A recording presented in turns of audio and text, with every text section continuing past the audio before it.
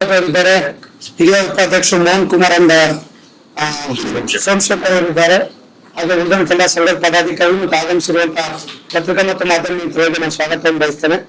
ತಮಗೆ ಗೊತ್ತಿರೋ ಹಾಗೆ ಕರ್ನಾಟಕ ರಾಜ್ಯ ಸರ್ಕಾರಿ ನೌಕರ ಸಂಘದ ಒಂದು ಒಳ್ಳೆ ಕಾರ್ಯಕ್ರಮವನ್ನ ಮಾಡ್ತಾ ಇದ್ದೇವೆ. ನಾನು ಮುಖ್ಯಮಂತ್ರಿಗಳಿಗೆ ಅಭಿನಂದನೆ ಸಲ್ಲಿಸುವಂತ ಕಾರ್ಯಕ್ರಮ 11ನೇ ತಾರೀಕು. ಶನಿವಾರ ಮತ್ತು 2ನೇ ಶನಿವಾರ ಸರ್ಕಾರಿ ರಜಾ ಇದೆ. ರಜಾ ದಿವಸ ಡೋರ್ ಕ್ಲೋಸ್ ಮಾಡಿ ಸರ್. ರಜಾ ದಿವಸ ಆ ಕಾರ್ಯಕ್ರಮವನ್ನು ಬೆಳಗ್ಗೆ 11 ಗಂಟೆಗೆ ಪ್ರಾರಂಭವನ್ನು ಮಾಡ್ತಾ ಇದ್ದೇವೆ. ಸನ್ಮಾನ್ಯ ಮುಖ್ಯಮಂತ್ರಿಗಳ ಕಾರ್ಯಕ್ರಮದಲ್ಲಿ ಭಾಗವಹಿಸ್ತಾ ಇದ್ದಾರೆ. ಅವ್ರಿಗೊಂದು ಅಭಿನಂದನೆ ಕೂಡ ಈ ಸಂದರ್ಭದಲ್ಲಿ ಆಯೋಜನೆಯನ್ನು ಮಾಡಿರುವಂತದ್ದು. ಅದ್ರ ಜೊತೆ ಒಂದು ಪ್ರೋಟೋಕಾಲ್ ಇದೆ. ಯಾವ ಮುಖ್ಯಮಂತ್ರಿಗಳು ಆಗ್ತಾರೆ ಅವ್ರಿಗೆ ಗೌರವ ಸಲ್ಲಿಸುವಂತದ್ದು. ಬಿಕಾಸ್ ಗೌರ್ಮೆಂಟ್ ಮತ್ತೆ ಅವ್ರ ನಡುವೆ ನಮ್ಮ ನಡುವೆ ಸಂಬಂಧಗಳು ಸಂಪರ್ಕಗಳು ಯಾವಾಗಲೂ ಕೂಡ ಇದೇ ರೀತಿ ಇರುವಂತದ್ದು. ಆ ಸಂಪ್ರದಾಯವನ್ನು ಮುಂದುವರಿಸಿ ಕೂಡ ಇದನ್ನು ಮಾಡ್ತಾ ಇರುವಂತದ್ದು. ಸನ್ಮಾನ್ಯ ಉಪಮುಖ್ಯಮಂತ್ರಿಗಳು ಪರಮೇಶ್ವರ್ ಸರ್ ಅವರು ಕೂಡ ಈ ಸಂದರ್ಭದಲ್ಲಿ ಉಪಸ್ಥಿತರಿರ್ತಾರೆ. ಹಾಗೆ ಅವ್ರಿಗೆ ಕೂಡ ಅಭಿನಂದನೆಯನ್ನು ಆಯೋಜನೆ ಮಾಡಿದ್ದಾರೆ. ಹಾಗೇನೆ ಈ ಸಂದರ್ಭದಲ್ಲಿ ಈ ಪೂಜಾ ಸ್ವಾಮೀಜಿಗಳು ಆದಿಚುಂಚನಗಿರಿ ಮತ್ತು ಸಿದ್ದರಾಮಯ್ಯ ಮಠದ ಇಬ್ಬರು ಸ್ವಾಮೀಜಿಗಳು ಕೂಡ ಉಪಸ್ಥಿತರಿರ್ತಾರೆ. ನನ್ನ ಚೀಫ್ ಸೆಕ್ರೆಟರಿ ಅವರು ಕೂಡ ಸ್ಪೆಷಲ್ ಇನ್ವೈಟೀಸ್ ಇರ್ತಾರೆ. ಸೊ ಇದಾದ ನಂತರ ಕಾರ್ಯಕ್ರಮ ಮುಗಿದ ಮೇಲೆ ಪ್ರತಿಭಾ ಪುರಸ್ಕಾರ ಕೂಡ ನಮ್ಮ ಮಕ್ಕಳಿಗೆ 1:30ರಿಂದ 2 ಗಂಟೆಗಳ ನಂತರದಲ್ಲಿ ಯಾರು ರಾಜ್ಯದಲ್ಲಿ ಈ ವರ್ಷ 9,000 ವಿದ್ಯಾರ್ಥಿಗಳ ಈ ಸಲ ಕೊಡ್ತಾ ಇದ್ದೇವೆ. ಪ್ರತಿ ವರ್ಷ 8,000-9,000 ಪ್ರತಿಭಾ ಪುರಸ್ಕಾರವನ್ನು ಕೊಡ್ತಾ ಇದ್ದೇವೆ. ಸುಮಾರು 3 ಕೋಟಿ ವೆಚ್ಚ ಮಾಡ್ತಾರೆ ಪ್ರತಿ ವರ್ಷ. ಪ್ರತಿ ಜಿಲ್ಲೆಯಲ್ಲಿ ಈಗಾಗಲೇ ನಮ್ಮ ಶಿವಮೊಗ್ಗ ಲಾಸ್ಟ್ ಸಂಡೇ ಆಯ್ತು, ಇದು ಬಿಫೋರ್ ಸಂಡೇ ಚಿತ್ರದುರ್ಗ, ದಾವಣಗೆರೆ ಆಯ್ತು. ಹಾಗೇನೆ ಈವ್ನಿಂಗ್ ಹಾವೇರಿ, ಧಾರವಾಡ ಅಂಡ್ ಗದಗ ಇಷ್ಟು ಜಿಲ್ಲೆ 6 ಜಿಲ್ಲೆ ಮುಗಿಸಿದ್ದೇವೆ. 10 ಜಿಲ್ಲೆ ನಾಳೆ 11th ಕೂಡ ಇಲ್ಲಿ ಆಗ್ತಾ ಇದೆ. ಸೊ ಹೀಗೆ ನಿರಂತರವಾಗಿ ಆಯಾ ಜಿಲ್ಲೆಗಳಲ್ಲಿ ಮತ್ತೆ ಒಂದು ಸೆಂಟರ್ ಮಾಡಿ ಮಕ್ಕಳನ್ನ ಕರೆಸಿ ಅಲ್ಲಿ ಒಂದು ಗೌರವಿಸುವಂತ ಕಾರ್ಯಕ್ರಮ. 90 and above ಮಾರ್ಕ್ಸ್ ಅನ್ನು ತೆಗೆದಂತ ನಮ್ಮ ಮಕ್ಕಳಿಗೆ ಅದೆಲ್ಲರಿಗೂ ಕೂಡ ಪ್ರತಿಭಾ ಪುರಸ್ಕಾರವನ್ನು ಕೊಡುವಂತದ್ದು ಒಂದು ಅದ್ಭುತವಾಗಿರುವಂತ ಕಾರ್ಯಕ್ರಮ. ಕಳೆದ 6 ವರ್ಷಗಳಿಂದ ತುಂಬಾ ಚೆನ್ನಾಗಿ ನಡೀತಾ ಇದೆ. 45,000 ಮಕ್ಕಳಿಗೆ ಈಗಾಗಲೇ ನಾವು ರೀಚ್ ಆಗಿದ್ದೇವೆ. ಸೊ ಹಾಗಾಗಿ ಇದು ಸಂಘಟನೆ ಇತಿಹಾಸದಲ್ಲಿ ಒಂದು ಮೈಲಿಗಲ್ಲು. ಸೊ ಈ ಕಾರ್ಯಕ್ರಮ ಕೂಡ ಇದೇ ರೀತಿಯಲ್ಲಿ ಕೂಡ ಅವತ್ತು ದಿವಸ ಮಾಡ್ತಾ ಇದ್ದೇವೆ ಅನ್ನುವಂತ ಮಾಹಿತಿಯನ್ನು ಕೂಡ ನಾನು ತಮ್ಮ ಗಮನಕ್ಕೆ ಕೇಳಿಕ್ಕೆ ನಾನು ಬಯಸ್ತೇನೆ. ಇಷ್ಟು ಪ್ರಮುಖವಾಗಿರುವಂತಹ ವಿಚಾರ. ಈ ಸಂದರ್ಭದಲ್ಲಿ ನಾವು ಸರ್ಕಾರಕ್ಕೆ ಕೂಡ 70,000 ಕೂಡ ಮಾಡ್ತೇವೆ. ಇವತ್ತು NPS OPS ಆಗ್ಬೇಕು ಅನ್ನುವಂತ ಡಿಮ್ಯಾಂಡ್ ಇದೆ. ನನ್ನ ಮುಖ್ಯಮಂತ್ರಿಗಳು ಕೂಡ ಈಗಾಗಲೇ ಅವರ ಮ್ಯಾನಿಫೆಸ್ಟೋದಲ್ಲಿ ಅವರು KPCC ಚೇರ್ಮನ್ ಇದ್ದಾರೆ. ಮ್ಯಾನಿಫೆಸ್ಟೋದಲ್ಲಿ ಕೂಡ ಅಡ್ರೆಸ್ ಮಾಡಿದ್ದಾರೆ. NPS OPS ಮಾಡ್ತೇವೆ ಅನ್ನುವಂಥ ಅವರ ಮ್ಯಾನಿಫೆಸ್ಟೋದಲ್ಲಿ ಪ್ರಣಾಳಿಕೆಯಲ್ಲಿದೆ. ಸೊ ಹಾಗಾಗಿ ಅದು ಕೂಡ ಆಗಬೇಕು ಅನ್ನುವಂಥದ್ದು ನನ್ನ ನಿರೀಕ್ಷೆ ಆಗಿದೆ. ಈಗಾಗಲೇ ಕಮಿಟಿ, ಇಂಡಿಯನ್ ಗವರ್ಮೆಂಟ್ ಇಂದ ಕಮಿಟಿ ಆಯ್ತು, ಎಲ್ಲ ಆಯ್ತು, ರಿಪೋರ್ಟ್ ಬಂದಿದೆ. ಸರ್ಕಾರಿ ರಿಪೋರ್ಟ್ ತಗೊಳ್ಳುವಂಥದ್ದಲ್ಲಿ ಬಾಕಿ ಇದೆ. ಆ ರಿಪೋರ್ಟ್ ಅನ್ನ ಬೇಗ ನಿರೀಕ್ಷೆ ತಗೊಳ್ಬೇಕು ಅನ್ನುವಂಥದ್ದು ನನ್ನ ಡಿಮ್ಯಾಂಡ್. ತಗೊಂಡದನ್ನ ಅನುಷ್ಠಾನಗೊಳಿಸಬೇಕು ಅನ್ನುವಂಥದ್ದು ನಮ್ಮ ಬಹಳ ಪ್ರಮುಖವಾಗಿರುವಂತ ಬೇಡಿಕೆ. ಈಗೆಲ್ಲ 6 ರಾಜ್ಯದ ತೀರ್ಮಾನಗಳನ್ನು ಮಾಡಿದೆ.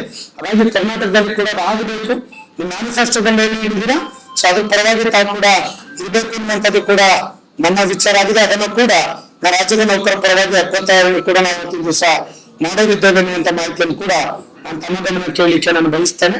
ಹಾಗಾಗಿ NPS 2,93,000 ಜನ NPS ನೌಕರಿದ್ದಾರೆ. ಅವ್ರ ಭವಿಷ್ಯ ತುಂಬಾ ಸಂಕಟದಲ್ಲಿದೆ. ನಾವು ಕೂಡ ತೀರ್ಮಾನ ಮಾಡಿದ್ದೇವೆ. ಈ ಇದರಲ್ಲಿ NPS OPS ಆಗಲೇಬೇಕು. ಆ ವಿಚಾರದಲ್ಲಿ ನಾವು ಕೂಡ ಸಂಘಟನೆಯಿಂದ ಸೇರುವಂತ ಪ್ರಶ್ನೆ ಇಲ್ಲ ಅನ್ನುವಂಥ ತೀರ್ಮಾನ ಕೂಡ ನಮಗೆ. ಅದಕ್ಕೂ ಕೂಡ ನಾನು ಮುಖ್ಯಮಂತ್ರಿಗಳಿಗೆ ಅಲ್ಲಿ ಸುಮಾರು 25,000 ಜನ ಭಾಗವಹಿಸುವಂತ ನಿರೀಕ್ಷೆ ಇದೆ. ಕೇಂದ್ರ ರಜಾ ಇದೆ, ಏನಂತ ರಜಾ ಇಲ್ಲ, ಅದು ರಜಾ ಇದೆ, ಸರ್ಕಾರಿ ರಜೆ. ಹಾಗಾಗಿ ರಜೆ ದಿನನೇ ಮಾಡ್ತಾ ಇದ್ವಿ, ಯಾಕಂದ್ರೆ ಬೇರೆ ಡಿಸ್ಟರ್ಬ್ ಆಗಬಾರ್ದು ಅಂತೇಳಿ. ಸೊ ಹಾಗಾಗಿ ಅವತ್ತಿನ ದಿವಸ ಅವರ ಸಮ್ಮುಖದಲ್ಲಿ ಅದನ್ನ ಕೊಡಮಾಡುವಂತ ಕೆಲಸ ಕೂಡ ಅವತ್ತು ಮಾಡ್ತಾ ಇದ್ದೇವೆ. ಅದು ಮನೆಯಲ್ಲಿ ಕೂಡ ಮಾಡ್ತಾ ಇದೆ. ಹಾಗಾಗಿ ಅದು ಕೂಡ ಒಂದು ಪ್ರಮುಖವಾಗಿರುವಂತ ವಿಚಾರ. ಎರಡನೇದು ಸೆಂಟ್ರಲ್ ಪೇ ಕಮಿಷನ್ ಕೂಡ ಆಗಿಲ್ಲ. ಈ ಬಹಳಷ್ಟು ಇದನ್ನೆಲ್ಲ ಗೊತ್ತಿದೆ ನಿಮ್ಗೆ. ಸೆಂಟ್ರಲ್ ಪೇ ಕಮಿಷನ್ ಆಗಿಲ್ಲ. ಈಗ ಸೆಂಟ್ರಲ್ ಗವರ್ಮೆಂಟ್ ಕೂಡ ಆದಷ್ಟು ಶೀಘ್ರದಲ್ಲಿ ವರದಿಯನ್ನ ಕೊಡುವಂತ ಎಲ್ಲ ನಿರೀಕ್ಷೆಗಳು ಕೂಡ ಹತ್ರದಲ್ಲಿದೆ. ಸೊ ಆ ಕಾರಣಕ್ಕಾಗಿ ಅದನ್ನು ಕೂಡ ನಾವು ನಿರೀಕ್ಷೆ ಮಾಡ್ತಾ ಇದ್ದೀವಿ. ಸೊ ಸೆಂಟ್ರಲ್ ಪೇ ಕಮಿಷನ್ ಕೂಡ ಈಗಾಗಲೇ 7th ಪೇನಲ್ಲಿ ರೆಕಮೆಂಡ್ ಆಗ್ಬಿಟ್ಟಿದೆ. ಏನಂತಾಗಿದೆ, ಸೆಂಟ್ರಲ್ ಯಾವಾಗ ಈಗ ರಿಲೀಸ್ ಆಗುತ್ತೆ, ಕರ್ನಾಟಕದಲ್ಲಿ ಕೂಡ ಅಳವಡಿಸಿಕೊಳ್ಬೇಕು ಅಂತ ಶಿಫಾರಸ್ ಮಾಡಿದೆ. ಸೊ ಹಾಗಾಗಿ ನಾವು ಅದರ ಪ್ರಯತ್ನ ಕೂಡ ಮಾಡ್ತೀವಿ. ಸೊ ಯಾಕಂದ್ರೆ ನಮ್ಗೆ ಸೆಂಟ್ರಲ್ ಪೇ ಕೂಡ ಆಗ್ಬೇಕು ಅಂತ ಬಹಳ ವರ್ಷದ ನಿರೀಕ್ಷೆ. ಸೊ 2 ಪ್ರಮುಖವಾಗಿರುವಂತಹ ವಿಚಾರಗಳನ್ನು ಇಟ್ಕೊಂಡು ನಾವಿವತ್ತು ಸರ್ಕಾರದ ಗಮನ ಸೆಳೆಯುವಂತ ಕೆಲಸವನ್ನು ಮಾಡ್ತಾ ಇದ್ದೇವೆ. ಇದು ಪ್ರಮುಖವಾಗಿರುವಂತಹ ಅವತ್ತಿನ ಕಾರ್ಯಕ್ರಮದ ಸ್ವರೂಪಗಳಂತ ಹೇಳಿ ಬಯಸ್ತೇವೆ. ಇದು ಮುಂದುವರೆದು ಇತ್ತೀಚೆಗೆ ಕೆಲವು ಘಟನೆಗಳು ನಡೆದಿದೆ. SIR ಬಗ್ಗೆ ತಾವು ಕೂಡ ಮಾಧ್ಯಮದಲ್ಲೆಲ್ಲ ಕೂಡ ಗಮನಿಸ್ತಾ ಇದ್ದೀರಾ. ಮೊನ್ನೆ ಒಬ್ಬರು ಮಹಿಳಾ ನೌಕರರು, ಗ್ರಾಮ ಆಡಳಿತಾಧಿಕಾರಿ ಗೂಳೂರಿನಲ್ಲಿ ಹೋಗ್ಬೇಕಾದ್ರೆ ತುಮಕೂರು ತಾಲೂಕಿನಲ್ಲಿ ಆಕ್ಸಿಡೆಂಟ್ ಆಗಿ ಡೆತ್ ಆಗಿರೋದು ಕೂಡ ತಾವೆಲ್ಲ ಕೂಡ ಮಾಧ್ಯಮದಲ್ಲಿ ನೋಡಿದ್ರೆ ನಮ್ಮ ನೌಕರರು ನಮ್ಮ ಸಂಘಟನೆಗಳು ಕೂಡ ಅದಕ್ಕೆ ವಿರೋಧವನ್ನು ಕೂಡ ವ್ಯಕ್ತಪಡಿಸಿದ್ದಾರೆ. ಕಾರಣ ಇಷ್ಟೇ, ಅಧಿಕಾರಿಗಳಿರ್ಲಿ ವ್ಯವಸ್ಥೆ ಇರಲಿ ಒತ್ತಡ ಹೇಳುವಂತ ಕೆಲಸವನ್ನು ಕೂಡ ಇವತ್ತು ಮಾಡ್ತಾ ಇದೆ. ತುಂಬಾ ಒತ್ತಡ ಆಗ್ತಾರೆ. 6 ಗಂಟೆಗೆ ಹೋಗ್ಬೇಕು, ಫೀಲ್ಡ್ ಅಲ್ಲಿ ಕೆಲಸ ಮಾಡ್ಬೇಕು, ಆಗೋದಿಲ್ಲ. 6 ಗಂಟೆಗೆ ಹೋಗ್ಬೇಕು ಅಂತ ಹೇಳಿದ್ರೆ ಜನ ಕೂಡ ಸಪೋರ್ಟ್ ಮಾಡ್ಬೇಕಲ್ಲ. ಅಲ್ಲಿ 6 ಗಂಟೆಗೆ ಬಂದ್ರೆ ಮಲಗಿರ್ತಾರೆ, ಏನಕ್ಕೆ ಬರ್ತೀರ ಅಂತ ಪ್ರಶ್ನೆ ಮಾಡ್ತಾರೆ. ಇದೆಲ್ಲ ಗೊಂದಲಗಳಿದೆ. ಸೊ ಹಾಗಾಗಿ ಸ್ವಲ್ಪ ಈ ತರದ ಟಾರ್ಗೆಟ್ ಕೊಡುವಂತದ್ದು, ರಾತ್ರಿ 9 ಗಂಟೆವರೆಗೂ ಮಾಡಿ 8 ಮೀಟಿಂಗ್ ಬನ್ನಿ, ಇಂಥದ್ದೆಲ್ಲ ಕೂಡ ಮಾಡುವಂತ ಅನಗತ್ಯ ಒತ್ತಡವನ್ನು ಕೂಡ ನಮ್ಮ ಅಧಿಕಾರಿಗಳ ವ್ಯವಸ್ಥೆ ಕೂಡ ನಾವು ಗಮನಿಸಿದ್ದೇವೆ. ಇದನ್ನು ಕೂಡ ನಾವು ಈಗಾಗಲೇ ಚೀಫ್ ಸೆಕ್ರೆಟರಿ ಗಮನ ತೆಗೆದಿದ್ದೇವೆ. ಸೊ ಅನಾವಶ್ಯಕವಾಗಿ ಈ ತರದ ಯಾವುದೇ ಒತ್ತಡಗಳನ್ನ ನಮ್ಮ ನೌಕರ ಮೇಲೆ ಹೇಳಿ, ನೀವು ಟಾರ್ಗೆಟ್ ಕೊಟ್ಟಿದ್ರೆ ಕೆಲಸ ಹೇಳ್ತೀರಾ ಮಾಡ್ತೇವೆ. ಇವತ್ತು ಒಂದೇ ದಿವಸ 200 ಮನೆ ಆಗೋದಿಲ್ಲ. ಯಾಕಂದ್ರೆ ಅಲ್ಲೂ ಕೂಡ ಲೋಕಲ್ ಸಪೋರ್ಟ್ ಕೊಡಬೇಕು. ಇಲ್ಲಿ ಏನೇನೋ ಆಮೇಲೆ ಪಾಪ ಏನೇನು ವ್ಯವಸ್ಥೆಗಳು ಸಮಸ್ಯೆಗಳಿದೆ ಅನ್ನೋ ಗೊತ್ತಿರುವಂತ ವಿಚಾರ. ಹಾಗಾಗಿ ಇದೆಲ್ಲದನ್ನು ಕೂಡ ನಾವು ಸರ್ಕಾರದ ಗಮನಕ್ಕೆ ತಂದಿದ್ದೇವೆ. ಇದ್ರ ಜೊತೆ ಇದೇನಾಗಿದೆ, ಕೆಲವು ವ್ಯಕ್ತಿಗಳು, ಖಾಸಗಿ ವ್ಯಕ್ತಿಗಳೇ, ಅನಧಿಕೃತ ವ್ಯಕ್ತಿಗಳೇ ಅಲ್ಲಿ ಬರೋದು, ನ್ಯೂಸೆನ್ಸ್ ಮಾಡೋದು, ಅಲ್ಲೆಲ್ಲ ನಮ್ಗೆಲ್ಲ ಕೂಡ ಪ್ರೆಸೆಂಟ್ ಮಾಡೋದು, ಈ ತರದೆಲ್ಲ ನಮ್ ಗಮನಗಳಿಗೆ ತುಂಬಾ ಬಂದಿದೆ. ಇದನ್ನು ಕೂಡ ಚೀಫ್ ಸೆಕ್ರೆಟರಿ ಗಮನಕ್ಕೆ ತಂದಿದ್ದೇವೆ. ನಾವ್ ಏನ್ ಮಾಡ್ಬೇಕು, ಯಾವ ಪ್ಲಾಟ್ಫಾರ್ಮ್ ಆಗಿ ಬಳಸ್ಕೊಳ್ಬೇಕು, ಹೆಣ್ಣು ಮಕ್ಳು ಹೋಗ್ತಾರೆ, ಅಲ್ಲಿ ಬರ್ತಾರೆ, ಕಿರಿಕಿರಿ ಮಾಡ್ತಾರೆ, ಈ ತರದೆಲ್ಲ ಕೂಡ ನಾವು ಹೊರಗಡೆ ಫೇಸ್ ಮಾಡ್ತಾ ಇದ್ದೇವೆ. ಇದಕ್ಕೆಲ್ಲ ಕೂಡ ಒಂದು ಕಟ್ಟುನಿಟ್ಟಿನ ನಿರ್ದೇಶನಗಳನ್ನ ಅದು ಎಲೆಕ್ಷನ್ ಕಮಿಷನ್ ಮಾಡ್ತಾರೆ, ಚೀಫ್ ಸೆಕ್ರೆಟರಿ ಮಾಡ್ತಾರೆ, ಗೊತ್ತಿಲ್ಲ. ಸಾರ್ವಜನಿಕರು ಕೂಡ ಯಾವುದೇ ರೀತಿ ನಿಯಮಗಳಿಗೆ ವಿರುದ್ಧವಾಗಿ ವರ್ತನೆ ಮಾಡಬಾರ್ದು, ಸಹಕಾರವನ್ನು ಕೊಡಬೇಕು. ಆ ತರದ ಏನಾದ್ರೂ ಮಾಡಿದ್ರೆ ನಿಮ್ಮ ಮೇಲೆ ಕಟ್ಟುನಿಟ್ಟಿನ ಕ್ರಮ ಕೈಗೊಳ್ಳುತ್ತದೆ ಅನ್ನುವಂತ ಸೂಚನೆಗಳನ್ನು ಕೂಡ, ಯಾಕಂದ್ರೆ ಕರ್ತವ್ಯಕ್ಕೆ ಅಡ್ಡಿಪಡಿಸುವಂತದ್ದು ಒಂದು ದೊಡ್ಡ ಅಪರಾಧ. ಅದನ್ನು ಕೂಡ ನಾವು ಇವತ್ತಾಗಲೇ ಚೀಫ್ ಸೆಕ್ರೆಟರಿ ಅವರು ಎಲೆಕ್ಷನ್ ಕಮಿಷನ್ಗೆ ಕೂಡ ಹೇಳಿದ್ದೇವೆ ಅನ್ನುವಂಥದ್ದನ್ನ ಹೇಳಿಕ್ ಬಯಸ್ತಾನೆ. ಕೆಲವು ಅಧಿಕಾರಿಗಳು ಮೀಟಿಂಗ್ ಅನ್ನ 8 ಗಂಟೆ 9 ಗಂಟೆಗಳ ಮೀಟಿಂಗ್ ಕರೀತಾರೆ, ಅವ್ರು ಡ್ಯೂಟಿಗೆ ಹೋಗ್ತಾರೆ, ಏನು ಪ್ರೋಗ್ರೆಸ್ ಅಂತ ಆಗೋದಿಲ್ಲ. ಅದೆಲ್ಲ ಅವ್ರಿಗೂ ಫ್ಯಾಮಿಲಿ ಮತ್ತೆ 6 ಗಂಟೆಗೆ ಹೋಗಿ ಇದೆಲ್ಲ ಆಗೋದಿಲ್ಲ. ಒಂದು ಟೈಮ್ ಫಿಕ್ಸ್ ಅನ್ನ, ಫ್ಲೆಕ್ಸಸ್ ಒಂದು ಟೈಮ್ ಅನ್ನು ಕೂಡ, ಒಂದು ಗಡುವನ್ನು ಕೂಡ ಕೊಡಬೇಕು. ಅದು ಟೈಮ್ ಬೆಳಗ್ಗೆ 8 ಗಂಟೆನ 6 ಗಂಟೆವರೆಗೂ 8 ಕೊಡಿ, ನಮ್ಗೆ ಅಂತ ಹೇಳಿದ್ರೆ 9 ಕೊಡಿ. ಸೊ ಈ ತರ ಒಂದು 5:30 ಇರೋದನ್ನು 7 ಗಂಟೆ ಮಾಡಿ ತಕರಾರಿಲ್ಲ. ಈಗ ಒಂದು ಆತರದಲ್ಲಿ ಕೂಡ ಒಂದು ಡೈರೆಕ್ಷನ್ ಅನ್ನು ಕೂಡ ಕೊಡಬೇಕು. ಹಾಗಾಗಿ ಪಬ್ಲಿಕ್ ಕೂಡ ನಮ್ಗೆ ಸಪೋರ್ಟ್ ಮಾಡುವಂತ ವಿಚಾರದಲ್ಲಿ SIR ಸಮೀಕ್ಷಾ ಕಾರ್ಯ ಒಂದು ಯಶಸ್ವಿ ಆಗ್ಲಿಕ್ಕೆ ನಾವು ಕೂಡ ಸಹಕಾರ ಕೊಡ್ತೇವೆ. ಒಂದ್ ಕಡೆ ಎಲ್ಲ ಕಡೆ ಪ್ರಾಬ್ಲಮ್ ಇಲ್ಲ, ಕೆಲವು ಕೂಡ ಪ್ರಾಬ್ಲಮ್ ಇದೆ. ಸೊ ಹಾಗಾಗಿ ತಾವೆಲ್ಲ ನೋಡ್ತಾ ಇದ್ರೆ ರಾಜಕೀಯ ಪಕ್ಷಗಳು ಕೂಡ ಅದಕ್ಕೆ ಮನವಿ ಕೊಡುವಂತದ್ದು ಏನೇನೋ ಆಗ್ತಿದೆ. ಹಾಗಾಗಿ ನಮ್ಮ ಅಧಿಕಾರಿಗಳನ್ನ ಸಸ್ಪೆಂಡ್ ಮಾಡಿ, ಅದು ಮಾಡಿ, ಇದು ಮಾಡಿ, ಇಲ್ಲಿ ಚರ್ಚೆಗಳು ಕೂಡ ಉಂಟಾಗ್ತಾ ಇದೆ. ಆ ಕಾರಣಕ್ಕಾಗಿ ಸೊ ಅದರ ಕೂಡ ಚೀಫ್ ಸೆಕ್ರೆಟರಿ ಅವರು ಕೂಡ ಎಲೆಕ್ಷನ್ ಕಮಿಷನ್ ಕೂತ್ಕೊಂಡು ಒಂದು ಕಲೆಕ್ಟಿವ್ ಡಿಸಿಷನ್ ಅನ್ನು ತಗೊಂಡು ಡೈರೆಕ್ಷನ್ ಕೂಡ ಇಶ್ಯೂ ಮಾಡಬೇಕು ಅನ್ನುವಂತ ವಿನಂತಿಯನ್ನು ಕೂಡ ನಾವು ಮಾಡಿದ್ದಾರೆ. ಸೊ ಇವತ್ತಿನ ಸರ್ವಿಸಸ್ ಏನೇನು ಬರ್ತಾ ಇದೆ ಅದಕ್ಕೆ ಪೂರಕವಾಗಿ ಕೂಡ ಅವರು ಹೇಳುವಂತದ್ದು. ಮತ್ತೆ ನಮ್ಗೆ ಕೂಡ ಬೇರೆ ಬರ್ಬೇಕಲ್ಲ, 9 ಗಂಟೆಗೆ ಮಾಡಿ ಅಂತೇಳಿ ನಾನೇ ಮಾಡ್ಬೇಕು, ಆಗೋದಿಲ್ಲ. ನಾನು 24 hours ಗೌರ್ಮೆಂಟ್ ಅಂತ ಇರಬೇಕು. ಜನಗಳು ಯಾಕೆ 9 ಗಂಟೆಗೆ ಬರ್ತೀರಾ, ಅವ್ರ ಪರಿಸ್ಥಿತಿಗಳು ಹೆಂಗಿರುತ್ತೆ ಗೊತ್ತಿಲ್ಲ. ಅದೆಲ್ಲ ಯೋಚನೆ ಮಾಡುತ್ತೆ. 6 ಗಂಟೆ ಈಗ ಮನೆ ಬೆಟ್ಟ ಗೊತ್ತಾಗಿ 3 ಜನ ಗೊತ್ತಾಗಿದ್ದಾರೆ. ಭದ್ರಾವತಿಯಲ್ಲಿ ಆಯ್ತು, ಬೀದರ್ನಲ್ಲಿ ಆಯ್ತು, ಪ್ಲಸ್ ಇದ್ರಲ್ಲಿ ಕೂಡ ಆಯ್ತು, ತುಮಕೂರಿನಲ್ಲಿ ಡೆತ್ ಆಗಿದ್ದಾರೆ. ಸೊ ಕಾರಣ ಏನು, ಪ್ರೆಷರ್. ಹಾಗಾಗಿ ಇದೆಲ್ಲ ಕೂಡ ಆಲೋಚನೆಗಳನ್ನ ಮಾಡಬೇಕಾಗಿದೆ. ಇದ್ರ ಬಗ್ಗೆ ಕೂಡ ಸಂಬಂಧಪಟ್ಟವರಿಗೆ ಕೂಡ ನಾವು ರಿಕ್ವೆಸ್ಟ್ ಮಾಡಿದ್ದೇವೆ. ನಮ್ಮ ಕಾರ್ಯಕ್ಷಮತೆ, ಸುರಕ್ಷತೆ ಬಗ್ಗೆ ಮತ್ತೆ ಆರೋಗ್ಯದ ಬಗ್ಗೆ ಕೂಡ ಗಮನವನ್ನು ಕೊಟ್ಟು ಈ ಸ್ಕೀಮ್ ನೀವೇನ್ ಟಾರ್ಗೆಟ್ ಕೊಟ್ಟು ಮಾಡ್ತೀವಿ, ಸಹಕಾರ ನೀವು ಕೂಡ ಕೊಡಬೇಕಾಗ್ತದೆ ಅನ್ನುವಂತ ಮಾಹಿತಿಯನ್ನು ಕೂಡ ನಾನು ಈ ಸಂದರ್ಭದಲ್ಲಿ ಸಂಬಂಧಪಟ್ಟವರಿಗೆ ನಾನು ಬಯಸ್ತೇನೆ. ಇಷ್ಟು ಪ್ರಮುಖವಾಗಿರುವಂತಹ ವಿಚಾರಗಳ ಬಗ್ಗೆ ನಾನು ತಮ್ಮ ಗಮನ ಸೆಳೆಯಲಿಕ್ಕೆ ಬಯಸ್ತೇನೆ. ಇದು ರಾಜ್ಯ ಮಟ್ಟದ ಕಾರ್ಯಕ್ರಮ. ದಯಮಾಡಿ ನಿಮ್ದು ಸ್ಟೇಟ್ ಅಡಿಷನಲ್ ದಯಮಾಡಿ ನ್ಯೂಸ್ ಮಾಡಕ್ಕೆ ನಮ್ಮೆಲ್ಲ ಪ್ರತಿ ಜಿಲ್ಲೆ ಇಲ್ಲ, ಪ್ರತಿ ತಾಲೂಕುಗಳಿಂದ 50-60 ಜನ ಬರ್ತಾ ಇದ್ದಾರೆ.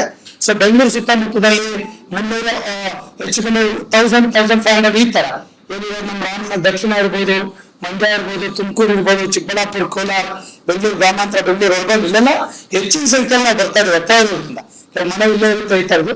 ಸೊ ಬೇರೆ ಬೇರೆ ತಾಲೂಕುಗಳಿಂದೆಲ್ಲ 50-100 ಜನ ಕೂಡ ಈ ತರ ನಮ್ಮ ಆಫೀಸ್ ಬೇರೆ ಕೂಡ ಬರೋದ್ರ ಮೂಲಕ ಅವತ್ತೊಂದು 20-25 ಸಾವಿರ ಜನ ಗ್ಯಾದರ್ ಆಗ್ಲಿಕ್ಕೆ ಪ್ಲಾನ್ ಪ್ರಿಪರೇಷನ್ ಇದೆ.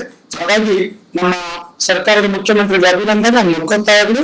ಮತ್ತೆ ಇನ್ನೇನು ಕೆಲವು ಇದ್ರ ಬಗ್ಗೆ ಕೂಡ ಮಾತಾಡ್ತಾ ಇದ್ವಿ. ಅಂದ್ರೆ ಒಂದು ಕಾರ್ಯಕ್ಷಮತೆ ಬಗ್ಗೆ, ಪ್ರಜಾಸ್ವಾಮ್ಯ ಆಡಳಿತದ ಬಗ್ಗೆ ಕೂಡ ಒಳ್ಳೆ ರಿಸರ್ಚ್ ಪರ್ಸನ್ಗಳು ಕೂಡ ನಮ್ಮ ಲೋಕಾಯುಕ್ತದೆಲ್ಲ ಯೋಚನೆಗಳು ಮಾಡಿದ್ದೇವೆ. ಒಂದು ಟೈಮ್ ಶೆಡ್ಯೂಲ್ ಪ್ಲಾನ್ ಮಾಡ್ತಾ ಇದ್ದಾರೆ. ಸೊ ಅದು ಕೂಡ ನಮ್ಮ ಸೆಮಿನಾರ್ ಕೂಡ ನಾವು ಮಾಡ್ತಾ ಇದ್ದೇವೆ. ಅದಕ್ಕೆ ಒಳ್ಳೆ ಆಫೀಸರ್ಸ್ 3 ಜನ ಮಾಡಿದ್ದೇವೆ, ಶಾರ್ಟ್ ಲಿಸ್ಟ್ ಮಾಡಿ.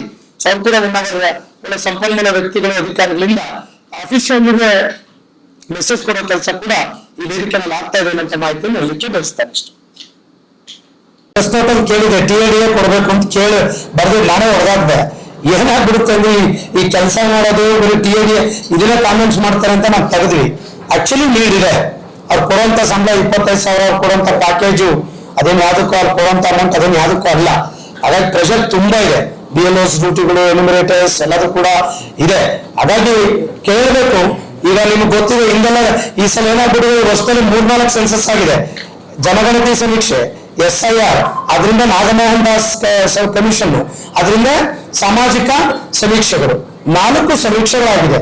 ಪ್ರತಿ ಅಫಿಷಿಯಲ್ ಕೂಡ 4 ಬಾರಿ ಮನೆ ಕದ ತಟ್ಟ ಪರಿಸ್ಥಿತಿ ಬಂದಿದೆ. ಅದು ನೀವು ಪ್ರಶ್ನೆ, ನಾನು ಹೇಳೋದು ತಪ್ಪಾಗ್ತದೆ. ಅದು ಯಾಕೆಂದ್ರೆ ಸರ್ 1 ವರ್ಷದಲ್ಲಿ ನಡೆದ ಘಟನೆಗಳು, ಇನ್ನೂ ರೆನ್ಯುಮರೇಷನ್ ಕೆಲವು ಇನ್ನೂ ಕೊಟ್ಟಿಲ್ಲ. ಏನ್ ಸಮೀಕ್ಷೆಗಳಾಗಿದೆ, ಇನ್ನೂ ಕೆಲವು ರೆನ್ಯುಮರೇಷನ್ಗಳೇ ಕೊಟ್ಟಿಲ್ಲ. ಅದು ಇದು ಸ್ಟೋರೀಸ್ಗಳು ಹೇಳ್ತಾ ಇದ್ದಾರೆ. ಬೆಂಗಳೂರಲ್ಲಿ ಕೊಟ್ಟಿಲ್ಲ, ಸಿಕ್ಕಾಪಟ್ಟೆ ಫಾಲೋ ಅಪ್ ಮಾಡಿದ್ದೇವೆ. ಆ ಕಿಟ್ಗಳು ಕೂಡ ಕೊಟ್ಟಿರೋದಿಲ್ಲ. ಸೆನ್ಸಸ್ ಮಾಡಿ ಅಂತಾರೆ ಜನಗಣತಿದು. ಮೊನ್ನೆ ಇದರಿಂದ ಆಯ್ತು ಜನಗಣತಿ ಸೆನ್ಸರ್, ಕಿಟ್ಟೇ ಬಂದಿಲ್ಲ. ಲಿಟ್ರಲಿ ಹೇಳ್ಬೇಕಂದ್ರೆ ನಾವು ಕಿಟ್ ಬಂದ್ರೆ ನಮ್ ಕೆಲಸ ಸ್ಟಾರ್ಟ್ ಮಾಡಿಸ್ಬಿಟ್ರು. ನಾವು ಅದಕ್ಕೆ ವಿರೋಧ ವ್ಯಕ್ತಪಡಿಸ್ಬಿಟ್ರೆ ಸರ್ಕಾರಿ ನೌಕರಿ ವಿರೋಧ ವ್ಯಕ್ತಪಡಿಸ್ತಾರೆ. ನಾವು ಅದಕ್ಕೆಲ್ಲ ನಮ್ಗೂ ಅರ್ಥ ಆಗ್ತದೆ. ಆದ್ರೆ ಯಾವ ವ್ಯವಸ್ಥೆ ಇದೆ ಅನ್ನೋ ಗಮನಕ್ಕೆ ನಾವು ಸರ್ಕಾರಕ್ಕೂ ಕೂಡ ಅಪೀಲ್ ಮಾಡ್ಕೊಳ್ಳಿ. ಒಂದು ಪೆನ್ನು, ಗೈಡ್ಲೈನ್ಸ್, ಬುಕ್, ಕಿಟ್ ಎಲ್ಲ ಬರ್ಬೇಕಲ್ಲ. ಬ್ಯಾಗ್ ಎಲ್ಲ ಬರಲಿಲ್ಲ ಅಷ್ಟೇ. ಆದ್ರೂ ಸ್ಟಾರ್ಟ್ ಮಾಡಿ ಮುಗಿದ್ಮೇಲೆ ಬಂತದು. ಇದು ನೀವು ಕೂಡ ಗಮನ ಸೆಳೆಬೇಕಾಗ್ತದೆ. ನಾವು ಕೂಡ ಗಮನ ಸೆಳೆದಿದ್ದೇವೆ. ಎಲ್ಲೋ ಆಗ್ಲಿಲ್ಲ. ಅದು ನಾನು ಮನವಿ ಕೂಡ ಕೊಟ್ಟಿದ್ದೀನಿ ಸಂಬಂಧಪಟ್ಟವ್ರಿಗೆ. ವೈರಲ್ ಕೂಡ ಆಗಿದೆ ಸೋಷಿಯಲ್ ಮೀಡಿಯಾದಲ್ಲಿ, ನಿಮ್ಮ ಮಾಧ್ಯಮ ಗ್ರೂಪ್ ನಲ್ಲಿ. ಯಾಕಂದ್ರೆ ಬರ್ಬೇಕು ಅದೆಲ್ಲ ಕೂಡ. ಕ್ವಾಲಿಟಿ ಹೆಂಗ್ ಎಕ್ಸ್ಪೆಕ್ಟ್ ಮಾಡ್ತೀರಾ ನೀವು? ಇನ್ನು ಟ್ರೈನಿಂಗ್ಗಳು ಕೂಡ ಅಷ್ಟೇ ನಿರೀಕ್ಷಿತ ಮಟ್ಟದಲ್ಲಿ ಇರ್ತದಲ್ಲ ಇರೋದ್ರಿಂದ ಇವೆಲ್ಲ ಕೂಡ ಸಮಸ್ಯೆ ಇದೆ. ಬಟ್ ಸರ್ಕಾರ ಏನಂಗ್ ಮಾಡ್ಬೇಕಲ್ಲ. ನಾವು ಹೆಚ್ಚಿಗೆ ಏನಾದ್ರು ಕೇಳಕ್ಕೆ ಏನ್ರಿ ಈ ಸರ್ಕಾರದ ಪಾಲಿಸಿಗಳ ವಿರುದ್ಧ ಇದ್ರೆ ಅಂತ ಪ್ರಶ್ನೆ ಮಾಡ್ತಾರೆ. ನಾವು ಅಷ್ಟೇ ನೌಕರಿಗೆ ಕಷ್ಟನೋ ಸುಖನೋ ಸ್ವಲ್ಪ ನಿಮ್ ಮಿತಿಗಳಲ್ಲಿ ಚೆನ್ನಾಗಿ ಮಾಡ್ರಪ್ಪ ಅಂತ ಹೇಳುವಂತ ವ್ಯವಸ್ಥೆ ನಾವು ಮಾಡ್ತಾ ಇದ್ದೇವೆ. ಖಂಡಿತ ನಾನು ಮುಖ್ಯಮಂತ್ರಿಗಳು ಮನೆ ಕೂಡ ನಮಗೆ ಕರೆದಿದ್ರು. ಒಂದು 10 ನಿಮಿಷಗಳ ಕಾಲ ಅವ್ರ ಜೊತೆ ಚರ್ಚೆ ಮಾಡುವಂತ ಅವಕಾಶ ಸಿಕ್ತು. ಒಟ್ಟಾರೆ ಸರ್ಕಾರ ಮತ್ತೆ ನೌಕರು ಒಟ್ಟಾಗಿ ಕೆಲಸ ಮಾಡಿದ್ರೆ ಒಳ್ಳೆ ಇದು ಬರುತ್ತೆ ಸರ್ಕಾರಕ್ಕೆ ಅಂತ ಹೇಳಿದ್ದಾರೆ. ಆ ದಿಸೆನಲ್ಲಿ ನಿಮ್ಮ ಜೊತೆ ನಾವಿದ್ದೇವೆ, ನಮ್ಮ ಜೊತೆ ಕೂಡ ನೀವು ಇರಬೇಕು ಅನ್ನುವಂತ ಮಾತನ್ನ ನಾನು ಮುಖ್ಯಮಂತ್ರಿಗಳು ಹೇಳಿದ್ದಾರೆ. ಸೊ ಖಂಡಿತ ಸರ್ಕಾರ ಮಾಡುವಂತಹ ಜನಪರ ಜನಮುಖಿ ಕಾರ್ಯಗಳ ಜೊತೆ ನಾವಿದ್ದೇವೆ. ಮತ್ತೆ ನಾವು ಕೂಡ ಸರ್ಕಾರಕ್ಕೆ ಒಳ್ಳೆ ರೀತಿಯ ಸಲಹೆಗಳನ್ನ, ಹೇಗೆ ಆಡಳಿತ ವೆಚ್ಚಗಳನ್ನು ಕಡಿಮೆ ಮಾಡಬೇಕು, ಅನಗತ್ಯ ವೆಚ್ಚಗಳನ್ನ ಕಡಿಮೆ ಮಾಡಬೇಕು, ಮತ್ತೆ ಆಡಳಿತ ಸುಧಾರಣೆಯ ದೃಷ್ಟಿಯಿಂದ ಮತ್ತೆ ರಾಜ್ಯದ ಜನಪರ ಯೋಜನೆ ಅಭಿವೃದ್ಧಿ ದೃಷ್ಟಿಯಿಂದ ಕೂಡ ನಮ್ಮ ಸಲಹೆಗಳನ್ನು ಕೂಡ ನಾವು ಕೊಡ್ತೇವೆ ಅನ್ನುವಂತ ಮಾತನ್ನು ಕೂಡ ನಾನು ಮುಖ್ಯಮಂತ್ರಿಗಳು ಹೇಳಿದ್ದೇವೆ. ಸೊ ಖಂಡಿತ ನೀವು ಕೊಡಿ. ನಿಮ್ದು ಸಕಾರಾತ್ಮಕ ಹೋಗಿದ್ರೆ ಅದನ್ನ ಪರಿಶೀಲನೆ ಮಾಡೋಣ ಅಂತ ಹೇಳಿದ್ದಾರೆ. ಯಾಕಂದ್ರೆ ಯಾರ್ಯಾರು ಏನೇನು ಕೊಡ್ತಾರೆ ಗೊತ್ತಿಲ್ಲ. ನಮ್ಗೆ ಪ್ರಾಕ್ಟಿಕಲ್ ಆಗಿರೋರು ನಾವು. ಗ್ರೌಂಡ್ ಅಲ್ಲಿ ರಿಯಾಲಿಟಿ ಏನು ಅಂತ ಹೇಳಿ 43 ಇಲಾಖೆ ನಮಗ್ ಗೊತ್ತಿರುತ್ತೆ. ಸೊ ಅದನ್ನ ಇಂಪ್ಲಿಮೆಂಟ್ ಮಾಡ್ತೀವಿ ಅಂತ ಮನ್ಸು ಮಾಡಿದ್ರೆ ನಾವು ಕೊಡ್ಬೋದು. ಅವ್ರು ಇಂಪ್ಲಿಮೆಂಟ್ ಮಾಡೋದು ತಲೆನೇ ಕೆಡ್ಸ್ಕೊಂಡಿಲ್ಲ ಅಂದ್ರೆ ನಾವು ಅದನ್ನ ಡ್ರಾಫ್ಟ್ ಪ್ಲಾನ್ ಮಾಡೋದು ಯೂಸ್ ಆಗೋದಿಲ್ಲ. ಸೊ ಹಾಗಾಗಿ ಮುಖ್ಯಮಂತ್ರಿಗಳು ಕೂಡ ಅದ್ರ ಬಗ್ಗೆ ಹೇಳಿದಾಗ ಸೊ ಖಂಡಿತ ನಿಮ್ ಸಲಹೆಗಳನ್ನ ಸರ್ಕಾರ ಒಳ್ಳೆ ರೀತಿ ಇದ್ರೆ ಸ್ವೀಕರಿಸುತ್ತೆ ಅಂತ ಹೇಳಿದ್ದಾರೆ. ಅದನ್ನು ಕೂಡ ನಾವು ಗಮನ ಸೆಳೆಯುವಂತ ಕೆಲಸವನ್ನು ಮಾಡ್ತೇವೆ. ಆಕ್ಸಿಡೆಂಟಲ್ ಡೆತ್ 1 ಕೋಟಿ ಕೊಡಬೇಕು ಅಂತ 1 ವರ್ಷದಿಂದ ಆರ್ಡರ್ ಮಾಡಿಸಿದ್ವಿ. ನಮ್ಮಲ್ಲಿ ಇನ್ನೂ ಎಂಪ್ಲಾಯೀಸ್ 48% ಇನ್ನೂ ಎನ್ರೋಲ್ ಆಗಿಲ್ಲ ಅದಕ್ಕೆ. ಸೊ ಹಾಗಾಗಿ ಫೈನಾನ್ಸ್ ಸೆಕ್ರೆಟರಿ ಅವರು ಕೂಡ ಅಡ್ರೆಸ್ ಮಾಡಿದ್ದಾರೆ. ಕಾಪಿ ಅಲ್ಲೇ ಕೃಷ್ಣಗೌಡ ಕಾಪಿ ಎನ್ಕ್ಲೋಸ್ ಮಾಡಪ್ಪ. ಏನಪ್ಪ ನೀವು ರಿಜಿಸ್ಟರ್ ಆಗ್ಬೇಕು ಅನ್ನೋದು ಕೂಡ ನಮ್ದು ಅಪೀಲ್ ಇದೆ. ಸರ್ 1 ಕೋಟಿ ಪರಿಹಾರ ಆಕ್ಸಿಡೆಂಟಲ್ ಡೆತ್ ಆದ್ರೆ ಈಗ ನಾನು ತುಮಕೂರಲ್ಲಿ ಆಯ್ತಲ್ಲ 1 ಕೋಟಿ ಪರಿಹಾರ ಕೊಡ್ಲಿಕ್ಕೆ 1,20,00,000. ಅದು ಕಾರ್ಡ್ ಇದೆ 2 crores ವರೆಗೆ ಇದೆ.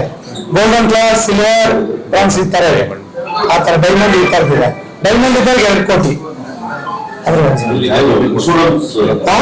ಇನ್ಶೂರೆನ್ಸ್ ಯಾರು ಸ್ಯಾಲರಿ ಅಕೌಂಟ್ ತಗೊಳ್ತಾರ ಅವ್ರಿಗೆ ಬ್ಯಾಂಕ್ ನಲ್ಲಿ ಒಂದು ಇನ್ಶೂರೆನ್ಸ್ ವಿತೌಟ್ ಪ್ರೀಮಿಯಂ. ಇದು ಯಾವುದೇ ಪ್ರೀಮಿಯಂ ಕಟ್ಟಂಗಿಲ್ಲ.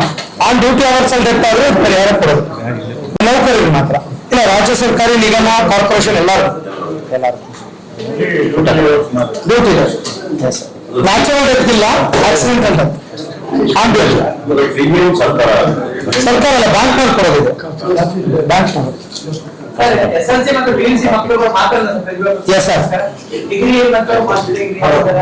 ಅವ್ರಿಗಿಲ್ಲ ಸರ್. ಸರ್ ಇದು ನಮ್ದು ಆರೋಗ್ಯದಲ್ಲಿ ಇದೇ ತರ ಮಾಡ್ತಾ ಇದೀವಿ. ಯಾಕಂತ ಹೇಳಿದ್ರೆ ಡಿಗ್ರಿ ಅಸೆಸ್ ಮಾಡ್ಲಿಕ್ಕೆ ಕಷ್ಟ ಆಗುತ್ತೆ.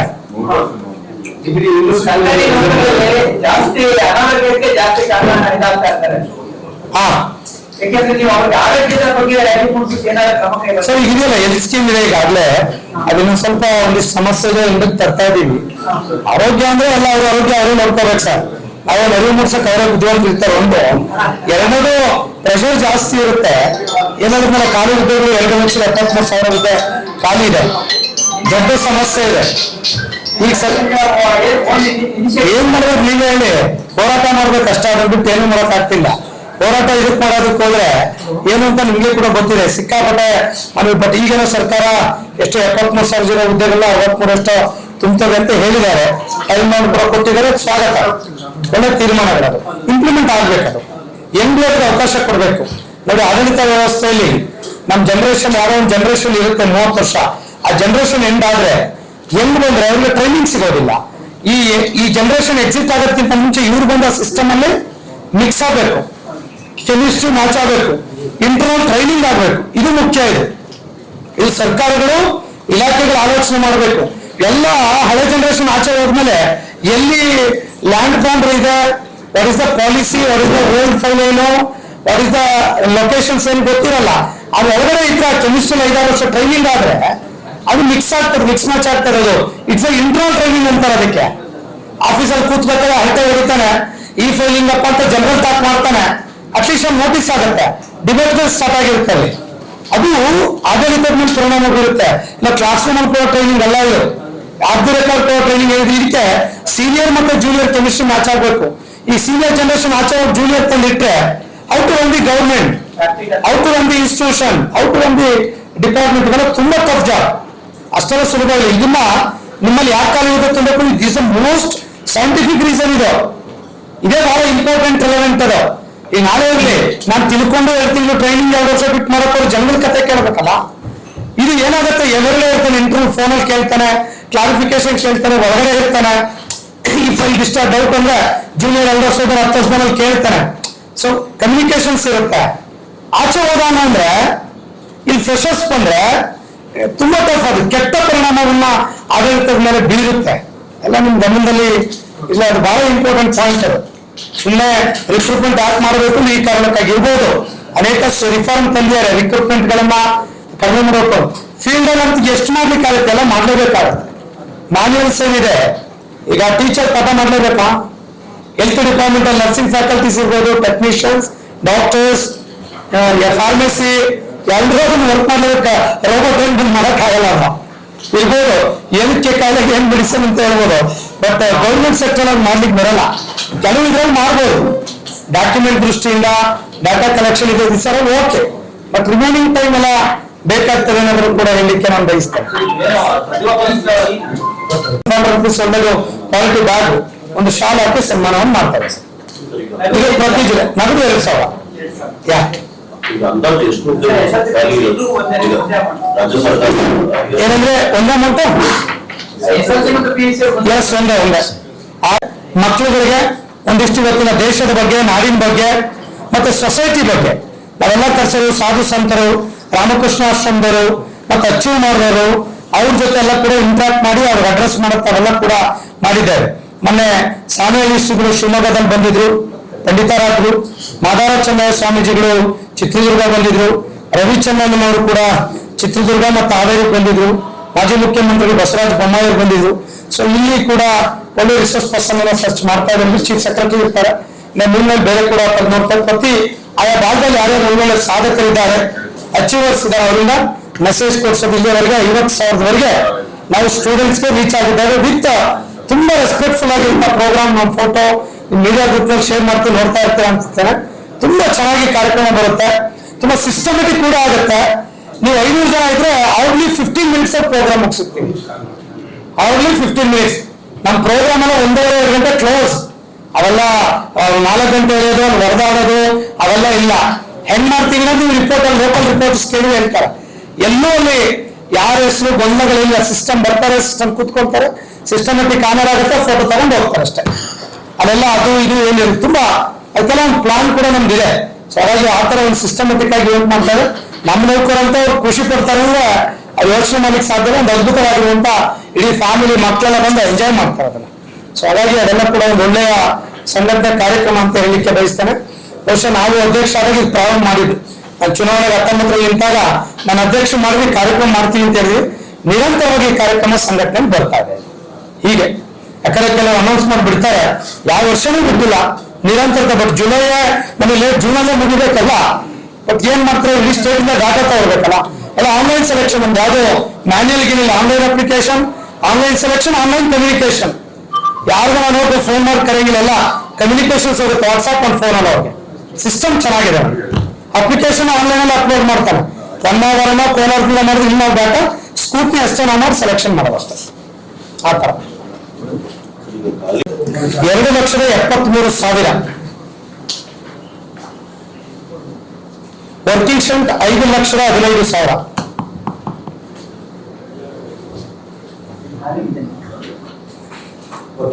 5,15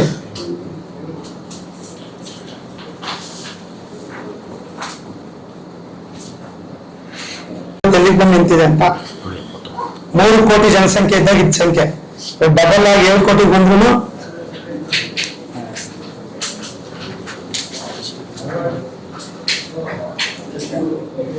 ಸ್ಟೇಟ್ ಎಡಿಷನ್ ಇಡೀ ಸ್ಟೇಟ್ ನಲ್ಲಿಂದ ಬರ್ತಾ ಇದ್ದಾರೆ. ಸೊ ನಾಟ್ ಲೋಕಲ್, ದಯಮಾಡಿ ಸ್ಟೇಟ್ಗೆ ಅವಕಾಶವನ್ನು ಮಾಡಿ ಒಳ್ಳೆ ಲೀಡಿಂಗ್ ನ್ಯೂಸ್ ಅನ್ನ ಇದನ್ನು ಮಾಡಬೇಕು. ಮುಖ್ಯಮಂತ್ರಿಗಳ ಮನೆ ಕೂಡ 2-3 ಪೇಪರ್ ಮಾಡಿದ್ದನ್ನು ನಾನು ನೋಡಿದ್ದೇನೆ. ಸೊ ದಯಮಾಡಿ ಅದಕ್ಕಾಗಿ ಪತ್ರಿಕಾಗೋಷ್ಠಿಯನ್ನು ಕರೆದಿದ್ದಾರೆ ಸಪ್ರೇಟ್. Thank you sir. ಇದು ಕೂಡ